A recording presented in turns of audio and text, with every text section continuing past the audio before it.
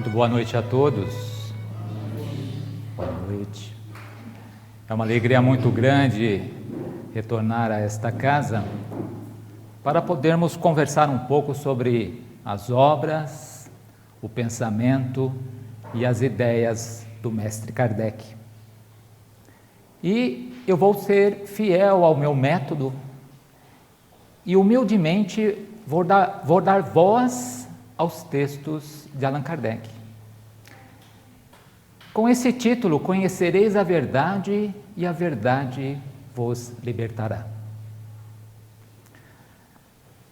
A doutrina espírita surgiu do grande silêncio da história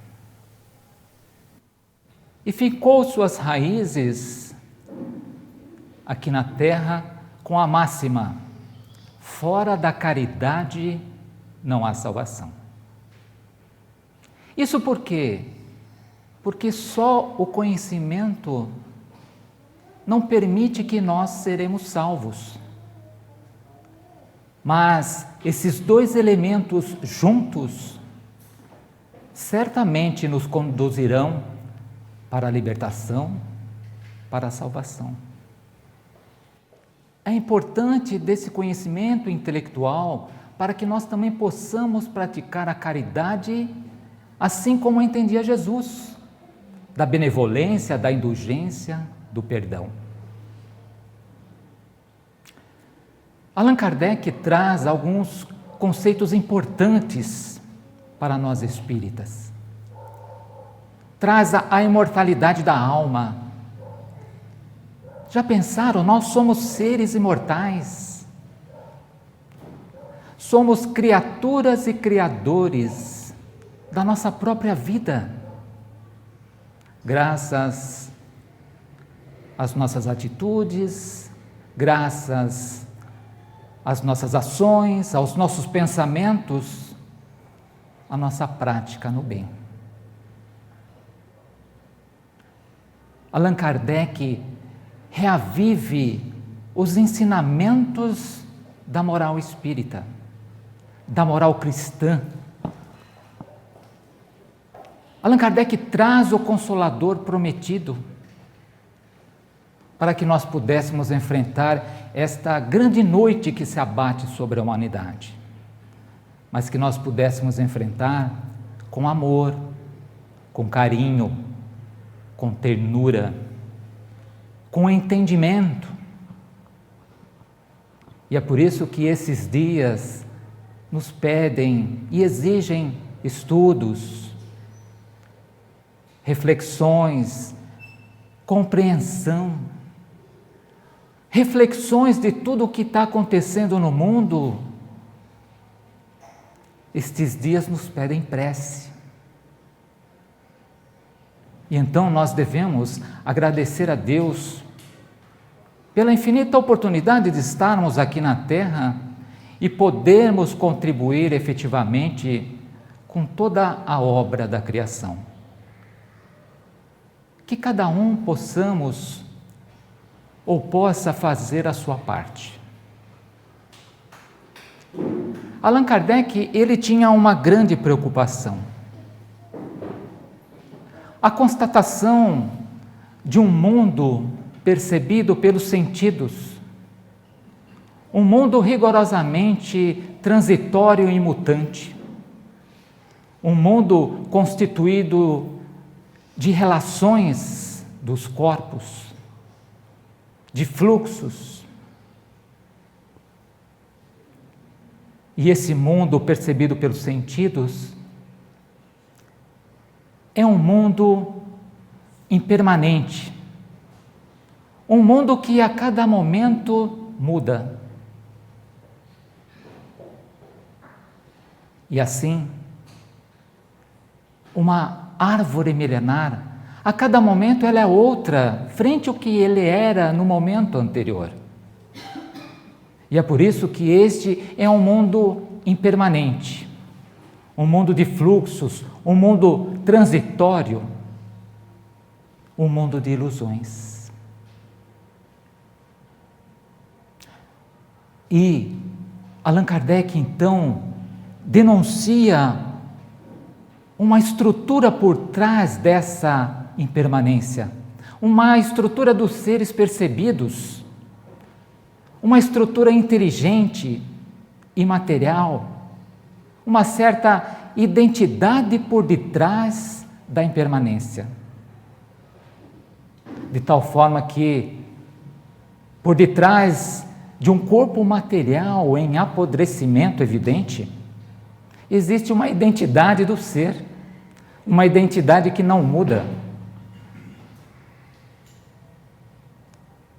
E o problema é que essa permanência que existe por detrás do trânsito, ela não nos é acessível pelos sentidos da matéria, mas é acessível pelos sentidos da razão, pelos sentidos das emoções,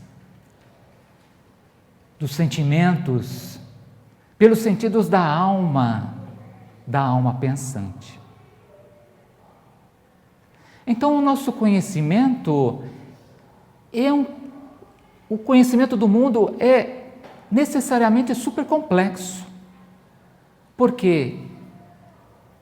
Porque de um lado você tem a matéria em transformação, em fluxo, em trânsito. E por outro lado, você tem a alma. A alma que busca a sua essência. A alma que busca a ideia. A alma que busca a perfeição. E assim, o nosso conhecimento é permanentemente dilacerado por esse dualismo, por esses dois mundos, cuja a harmonização é a grande obra da criação. Então, a nossa proposta em trazer esse título de conhecereis a verdade e a verdade vos libertará, é mostrar o que Kardec quis apresentar à humanidade quando ele trouxe a doutrina espírita. Quando houve todas aquelas manifestações espíritas passando essas informações. E Kardec faz, no início, com o Livro dos Espíritos. Logo no início, nós teremos introdução ao estudo da doutrina espírita.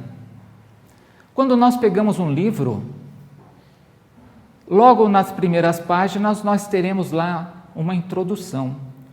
Na maioria dos livros, essa introdução vai dar um panorama geral do que o autor quer falar sobre aquele tema, ou aqueles vários temas. Kardec colocou essa introdução, mas para falar sobre o estudo da doutrina espírita. E qual foi o objetivo? Refutar aos contraditores. Se hoje nós temos várias objeções contra a doutrina espírita, imaginemos então em 1857. Então, Kardec foi e pegou essas objeções e refutou. Refutar significa comparar. Porque quando nós temos uma objeção, muitas vezes nós queremos contornar essa objeção.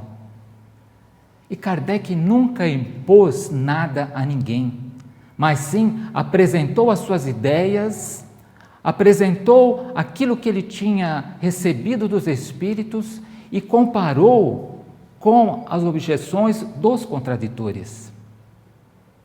E ele fez isso de uma maneira magnífica, admirável, de uma maneira suave, mas precisa.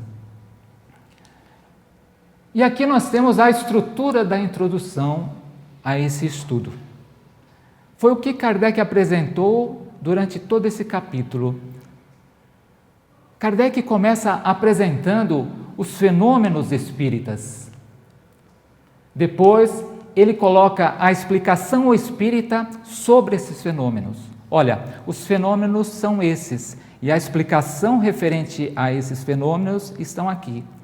Juntou elas e fez a apresentação dada para os fenômenos, apresentou a explicação espírita que foram dadas para esses fenômenos.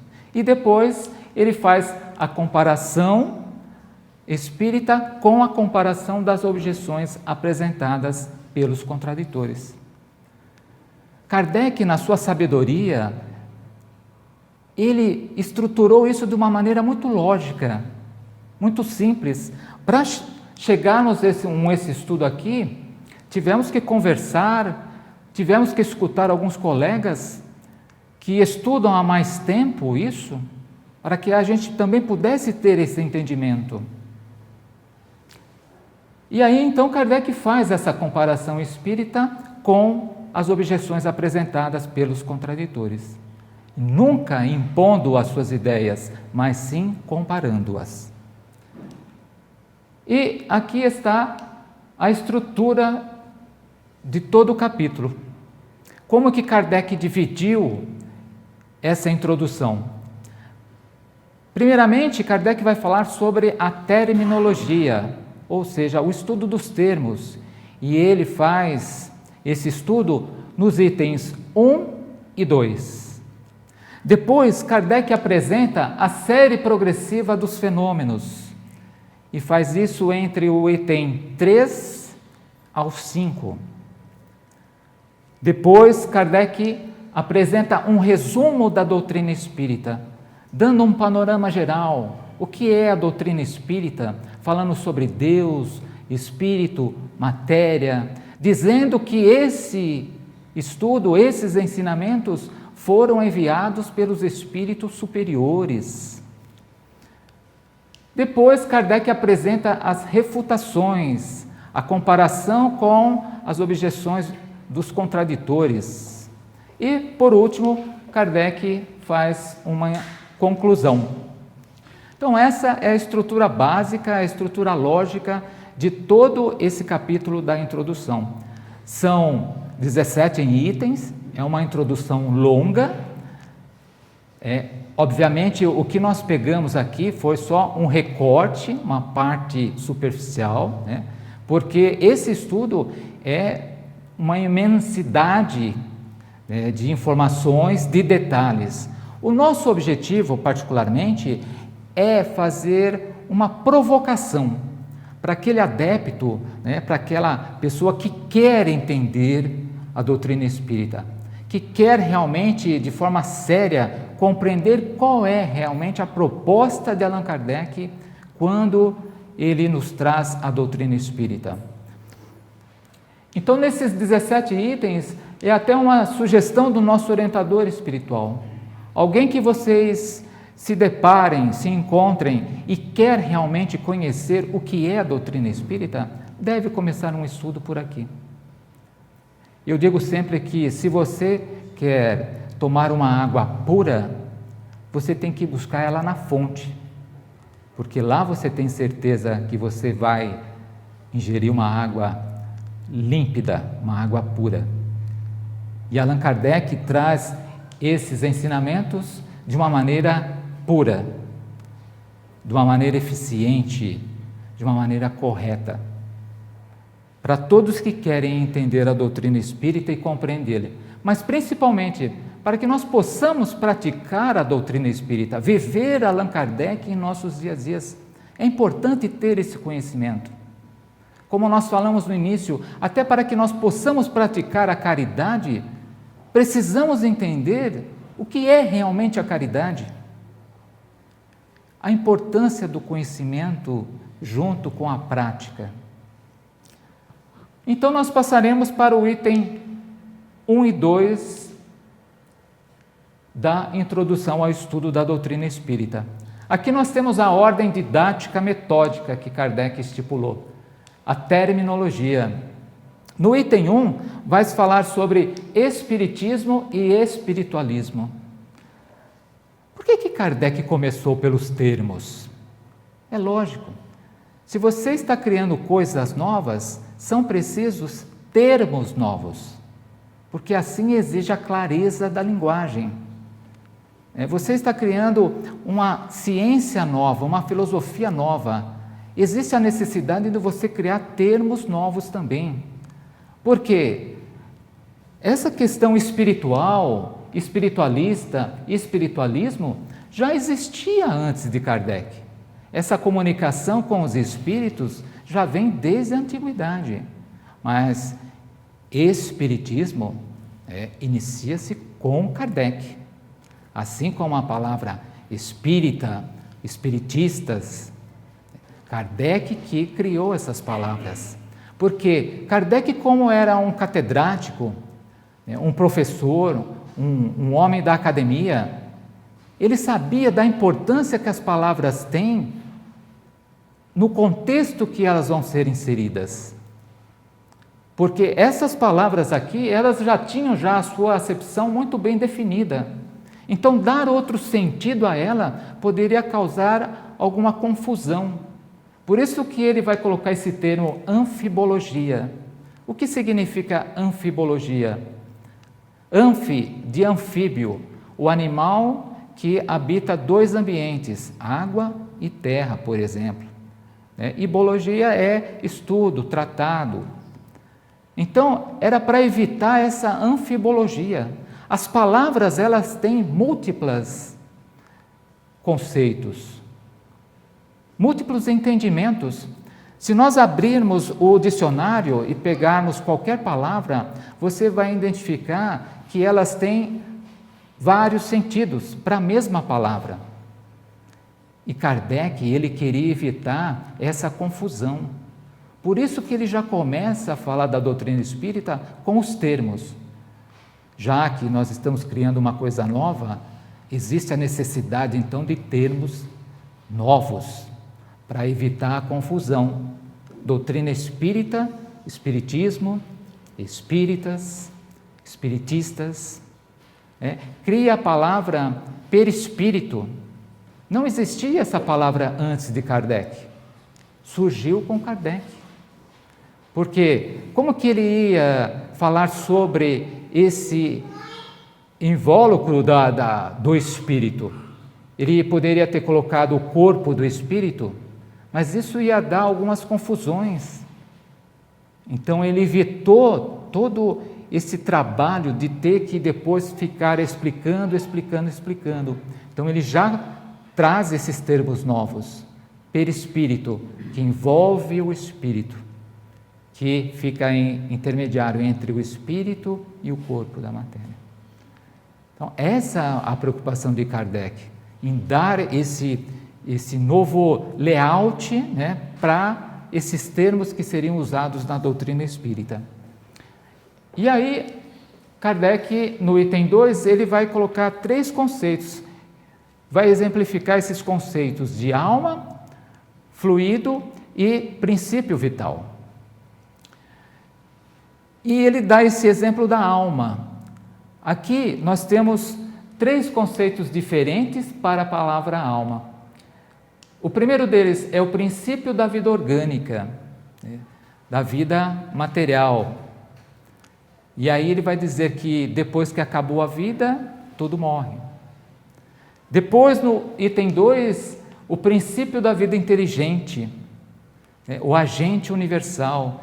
Nesse exemplo, ele cita que existe um ser único, uma alma única, e que essa distribui várias centelhas, e que depois da morte isso volta para a célula-mãe, para o ser único. E, finalmente, o item 3, que ele vai falar sobre que a alma é um ser moral, distinto, independente da matéria, que conserva a sua individualidade após a morte do corpo. Então, aqui nós temos 3 conceitos da palavra alma, mas que elas estão de forma diferentes. Cada uma tem um conceito diferente. O item 1 é um conceito puramente materialista, porque depois que acaba a vida, acaba-se tudo. O item 2 é um item que vai falar sobre o panteísmo, que é um ser e depois que acaba a vida das outras células, volta a restituir o ser único do universo. E esse conceito 3 fala sobre o espiritualismo. E aí Kardec falou, não, nós temos que colocar o sentido da palavra alma numa questão que atenda às necessidades da doutrina espírita. E ele diz o seguinte: chamamos alma ao ser imaterial e individual que em nós reside e sobrevive o corpo. Essa definição curta, mas atende todas as necessidades da doutrina espírita. Essa era a preocupação de Kardec, colocar a palavra certa no termo certo, no contexto certo, para evitar essa confusão, né, de entendimento do que ele estava querendo realmente passar nos seus textos, na sua doutrina. E aí nós temos 3 conceitos aqui da palavra alma. Alma vital, que é comum a todos os seres orgânicos, plantas, animais e homens. A alma intelectual, que é referente aos animais e aos homens. E a alma espírita, que é somente aos homens, que é o princípio inteligente nosso, somente da humanidade. E aí, para finalizar esse item 2, Kardec ele fala sobre o princípio vital, que é o princípio da vida orgânica e material, qualquer que seja a fonte que promane, e é um princípio comum a todos os seres vivos, desde as plantas até o homem. Então, abrange todo esse princípio vital. O fluido vital já reside em um fluido especial, universalmente espalhado, em que cada qual absorve e assimila uma parcela durante a vida, durante a nossa vida. E, tal como os corpos inertes absorvem a luz, ou seja, as plantas absorvem a luz para poder fazer todo esse trabalho da fotossíntese. Nós absorvemos o fluido vital para que a gente consiga, durante a nossa vida, fazer tudo aquilo que nós estabelecemos em fazer nessa vida corporal. E aí nós passamos então para o item 3, ao 5, que é a série progressiva dos fenômenos. E Kardec vai dizer que aqui é o objetivo principal dessa instrução preliminar. Porque foi aqui que a doutrina espírita começou, com esses fenômenos. Por isso que ele vai fazer essa conceituação desses 3 itens. Primeiramente falando sobre as danças das mesas. Foi aqui que chamou a atenção. Nas reuniões que aconteciam nas casas em Paris, era comum isso acontecer.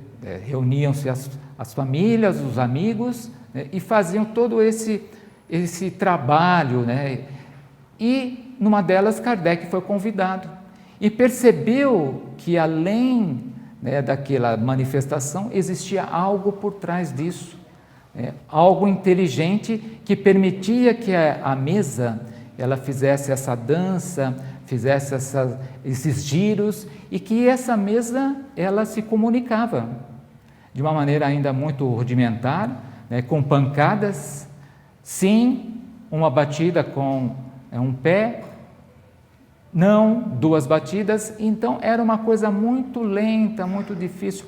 Alguma coisa se comunicava, mas com muita dificuldade. Aí depois então passou para os fenômenos físicos.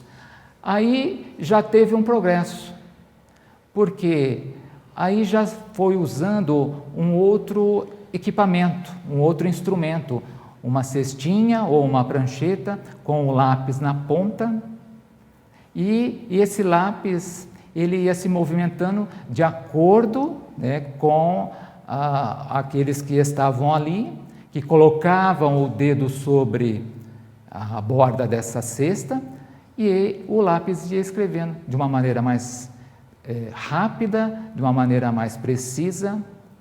E essa informação foi interessante porque isso aconteceu na América, na França e em outros países que as manifestações estavam ocorrendo de uma forma simultânea, porque foi uma sugestão dos próprios espíritos.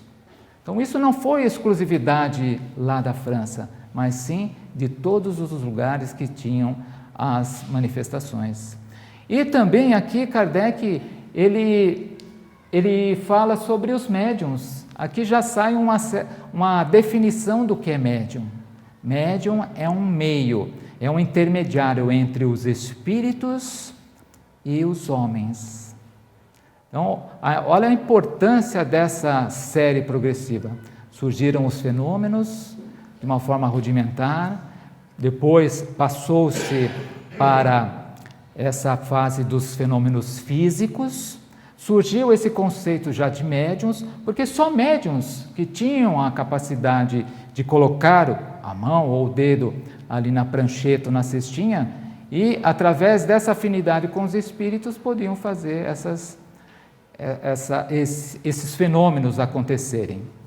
E aí depois então surge a psicografia, que foi também orientação dos próprios espíritos, dizendo que a prancheta e a cestinha eram apenas apêndices, eram apenas instrumentos que poderiam ser extintos, que o próprio médium, ele poderia com o lápis ou com a caneta, já fazendo toda a psicografia. E isso aconteceu de uma maneira muito importante, porque facilitou todo esse entendimento da psicografia, a rapidez, a facilidade. Então, é todo esse processo. Vê que as coisas não surgiram assim de uma forma pronta, mas sim para que nós pudéssemos ter um entendimento que existe um ser inteligente, que se manifesta através dos médiuns. E aí no item 6, Kardec então vai fazer esse resumo geral da doutrina espírita.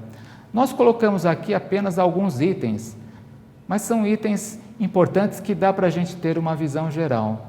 Kardec, nesse resumo, ele começa falando da definição de Deus, que é eterno, infinito, onipotente, onipresente, único, imaterial, soberanamente justo e bom. Deus criou o universo, e abrange todos os seres animados e inanimados. Depois, ele fala sobre o mundo espírita, que é um mundo normal primitivo. Essa palavra primitivo não é nesse conceito de atrasado, mas sim de mundo primeiro, e externo, preexistente e que sobrevive a tudo. É a nossa verdadeira morada, é o mundo espírita. O mundo corporal é secundário e ele poderia deixar de existir ou nunca ter existido. Por isso que nós falamos que o mundo material é um mundo de ilusões, é um mundo transitório, é um mundo de fluxos. E ele poderia não ter existido, que não ia ter nenhuma interferência no mundo espiritual. Aí Kardec fala sobre os espíritos que revestem temporariamente um invólucro material, o nosso corpo, é esse instrumento. Quem vocês estão vendo aqui é apenas um corpo material, é um instrumento que o espírito do Manuel se utiliza para que eu possa estar aqui no mundo material. Mas quem fala, quem tem as ideias, é o espírito que está habitando esse corpo, que usa um aparelho fonador para transmitir suas ideias, suas palavras. Os espíritos pertencem a diferentes classes e não são iguais. Cada espírito tem a sua classe. E nós não somos iguais nas nossas aquisições. Perante Deus, todos nós somos iguais. Espíritos, filhos, mas somos diferentes nas nossas aquisições. Alguns de nós já estamos alguns passos à frente. Alguns de nós já fazemos as nossas, conseguimos já adquirir algumas virtudes, já deixamos algumas paixões, alguns vícios. E aí depois Kardec fala sobre que os espíritos não ocupam perpetuamente a mesma categoria. Como nós falamos, cada espírito já adquiriu algumas faculdades, algumas virtudes. E Allan Kardec vai fazendo um estudo referente a essas categorias a partir do item de número 100 do Livro dos Espíritos. Ele vai dividir os espíritos em 3 grandes categorias. Espíritos de terceira ordem, espíritos imperfeitos. Espíritos de segunda ordem, bons espíritos. E espíritos de primeira ordem, espíritos puros ou espíritos perfeitos. E vai dizer que nenhum espírito vai ficar sempre na mesma categoria. Por exemplo, se nós hoje estamos numa categoria de espíritos imperfeitos, o nosso objetivo daqui a algum tempo é chegarmos a espíritos bons. E ele não fica perpetuamente na mesma categoria, porque também ele não retrograda. Nunca, não existe esse conceito de retrogradação do espírito. O espírito sempre avança. Ele pode sim ficar estacionário numa certa categoria, mas o objetivo do espírito é sempre evoluir, é sempre progredir. E esses ensinamentos que Kardec colocou nesse resumo da doutrina espírita foram dados pelos espíritos superiores, espíritos altamente sábios. Depois, aqui nós partimos para as refutações, que as refutações Kardec elaborou do item 7 até o item 17. Foram as objeções que ele recebeu e que ele fez toda essa refutação, a comparação da doutrina espírita com as objeções recebidas que foram enviadas pelos contraditores. E a primeira delas é essa, do item 7, a ciência e o espiritismo. O que eles quiseram dizer com isso? Eles queriam comparar as ciências ordinárias, as ciências normais, com a ciência espírita. E Allan Kardec vai dizer o seguinte: não é possível fazer essa comparação. Porque quando você entra num laboratório de física, de química, de biologia, quando você faz a mistura dos elementos químicos tal, você tem um resultado ali na hora. Com a doutrina espírita, isso não é possível. Requer condições especiais, requer pessoas especiais, requer afinidades. Então não há como fazer esse tipo de comparação. E aí ele vai dizer aqui que a ciência não é da alçada do espiritismo. Exatamente por isso. Os espíritos não estão subordinados a nós. Eles, sim, se manifestam de maneira espontaneamente, quando são chamados, mas eles têm essa vontade, não é a nossa vontade. Já ouvimos dizer uma frase que o telefone só toca de lá para cá, e é verdade.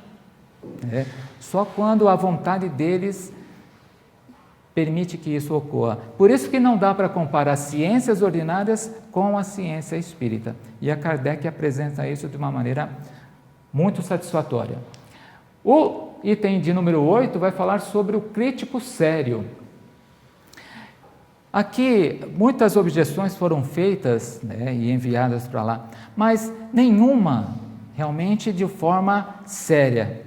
Que foram feitas por homens honestos, homens perseverantes, pessoas que realmente tiveram uma sincera vontade em contribuir e não denigrir. Mas isso por quê? Porque não estudaram a fundo a doutrina espírita, com profundidade.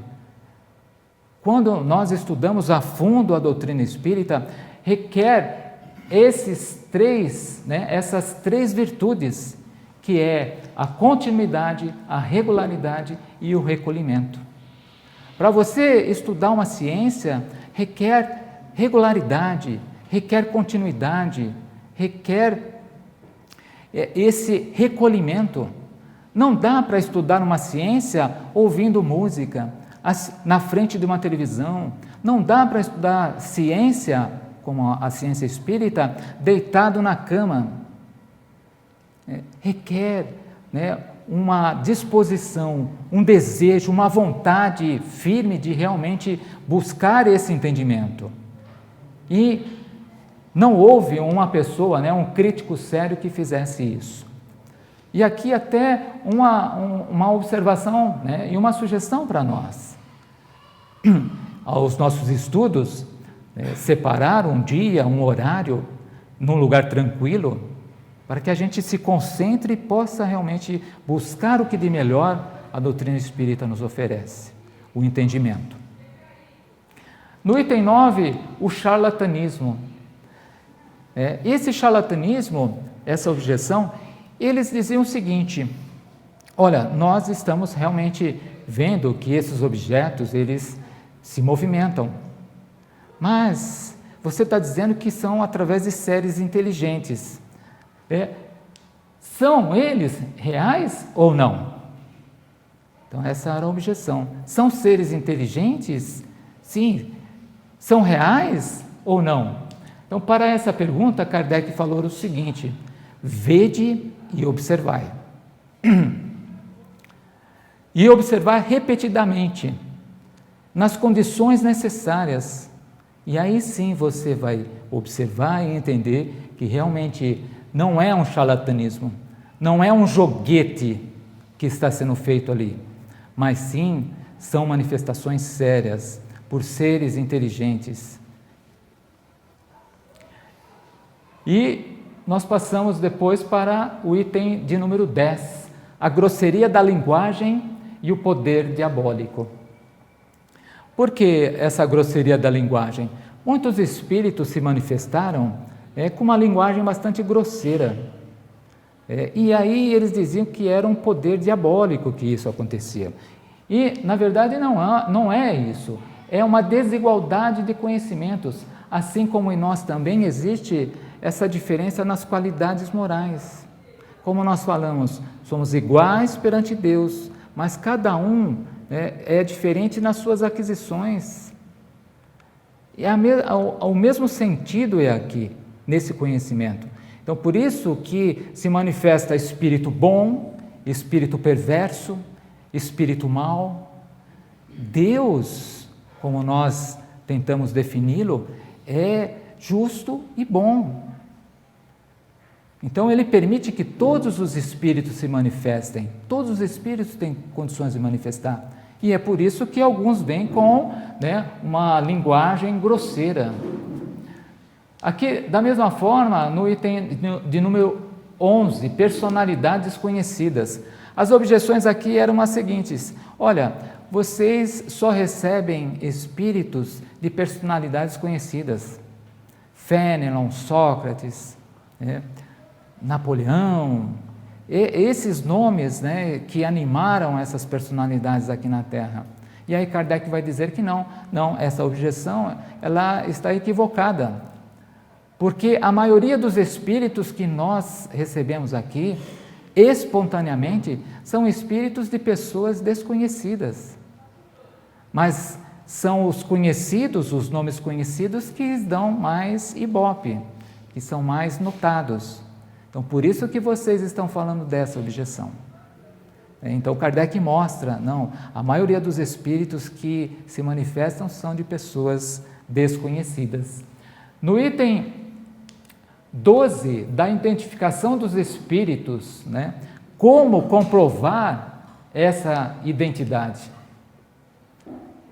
Quem já participou ou quem já recebeu uma mensagem mediúnica, é bem por aqui que nós estamos tentando passar essa informação. Como comprovar se aquela mensagem mediúnica é realmente de um ente querido?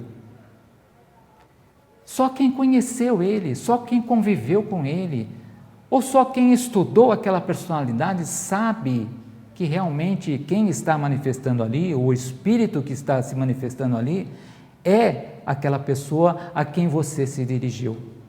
E também pelos indícios, por presunção, segundo certos indícios. A pessoa com quem você conviveu e que depois desencarnou e você recebe uma mensagem, ela fala de particularidades que só vocês sabiam, que só vocês conviveram. Mas Kardec assume sim que essa questão aqui é uma questão muito difícil, porque requer muita experiência, muito conhecimento, muita prática.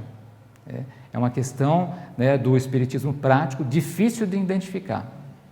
Tanto é que tem algumas mensagens apócrifas que Kardec coloca em suas obras exatamente para que nós fazemos um treinamento, de qual espírito realmente está se manifestando ali. Se é a assinatura que está embaixo, é realmente a pessoa, né, ou o espírito que passou a mensagem. No item 13, as divergências de linguagem, também é outra questão muito difícil de identificar. Mas muitos dos outros, a ponto de vista dos conhecimentos, é da moralidade, da categoria que ocupam, exatamente como sucederiam entre os homens, que às vezes pode ser um sábio, um ignorante, um espírito perturbador, um espírito gracejador, de mau gosto, espíritos brincalhões. Então, requer muita prática, muita experiência, muito conhecimento, para a gente poder identificar se realmente essa divergência da linguagem. No item 14, as falhas de ortografia. Essa é uma objeção interessante. Será que lá no mundo espiritual, os espíritos também escrevem com lápis, caneta ou papel? Não. A comunicação no mundo dos espíritos é totalmente outra. Não tem intermediários. A comunicação com os espíritos é pensamento. Por isso que Kardec vai colocar aqui, para os espíritos, principalmente para os espíritos superiores, a ideia é tudo, a forma nada vale. Então, não tem lá regrinhas de ortografia no mundo espiritual. A comunicação é direta.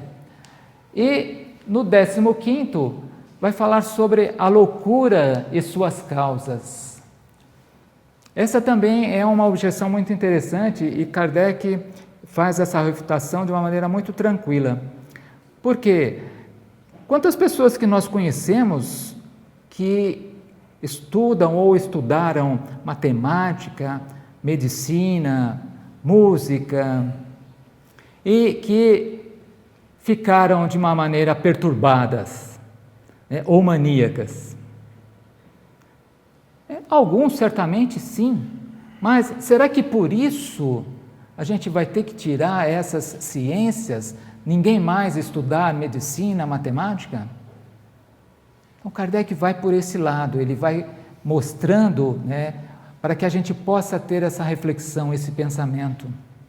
E depois outra, é óbvio, se nós estamos num trabalho que usamos o nosso corpo físico, braços ou pernas, isso vai ter um desgaste, porque nós estamos usando uma questão material. Quando nós usamos também a parte do cérebro, também isso pode ficar comprometido, mas isso é um instrumento.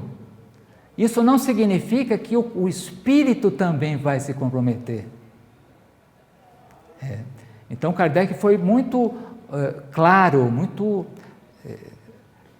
dedicado quando ele falou essas coisas assim, mostrando que a loucura nada tem a ver com o estudo da doutrina espírita.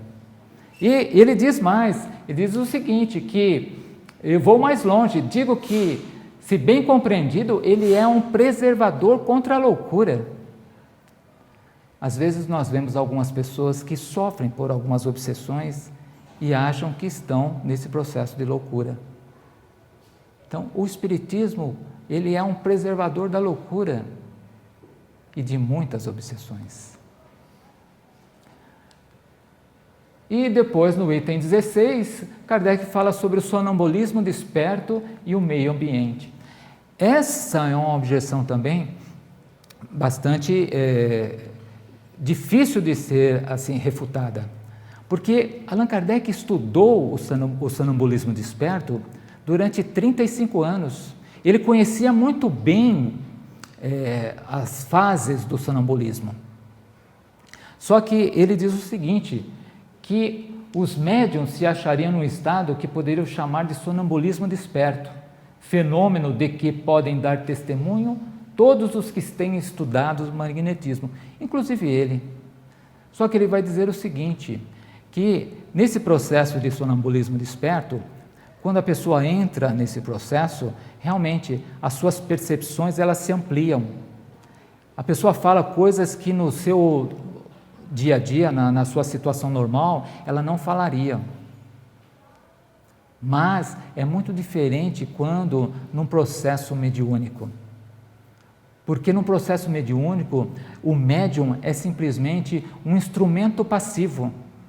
Quem está ali é o espírito, é a questão inteligente que está passando toda essa informação. O médium é apenas um instrumento passivo.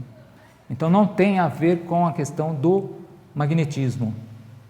E a outra objeção também, que é referente a esse item, é que o médium ele captava coisas do meio ambiente. E Kardec, mais uma vez, fala, isso não ocorre, porque o que ocorre é de uma estrutura inteligente que passa toda essa informação. E no item 18, o conhecimento incompleto. E aqui tem uma definição, uma pequena definição do que é o espiritismo. Porque a ciência espírita, ela compreende duas partes. Uma experimental, que vai falar sobre as manifestações em geral, e a filosófica, que é relativa às manifestações inteligentes. O que é o espiritismo? É uma doutrina filosófica e uma ciência de experimentação. Kardec vai falar. Então, você que tem o conhecimento incompleto, você não pode julgar, você não pode criticar. Se você estudou só as manifestações em geral, não tem como. Você precisa também entender das manifestações inteligentes. Aí sim é plausível de uma objeção. Mas isso não aconteceu. Porque as pessoas que fizeram, os contraditores, nenhum chegou a ter um aprofundamento da doutrina espírita. Foi simplesmente questões muito superficiais que aconteceram. Por isso que Allan Kardec faz essa refutação, essa comparação, apresentando os fenômenos, as explicações dos fenômenos e fazendo a comparação com as objeções dos contraditores. É um maravilhoso estudo para quem quer entender melhor a doutrina espírita. Para quem inicia-se num estudo mais aprofundado. Vale a pena. E Kardec termina com essa conclusão. Concluamos fazendo uma última observação. A razão nos diz que entre o homem e Deus, outros elos necessariamente haverá. Como disseram os astrônomos, que entre os mundos conhecidos, outros haveria desconhecidos. Que filosofia já preencheu essa lacuna? A doutrina espírita nos mostra preenchida pelos seres invisíveis de todas as ordens do mundo invisível. E esses seres não são mais do que os espíritos dos homens, que nos seus diferentes graus levam à perfeição. Tudo então se liga, tudo se encadeia, desde o alfa até o ômega. Vós, que negais a existência dos espíritos, preenchei o vácuo que eles ocupam. E vós, que rides deles, ousar rir das obras de Deus e da sua onipotência? Allan Kardec. Muito obrigado pela atenção de todos e até uma próxima oportunidade.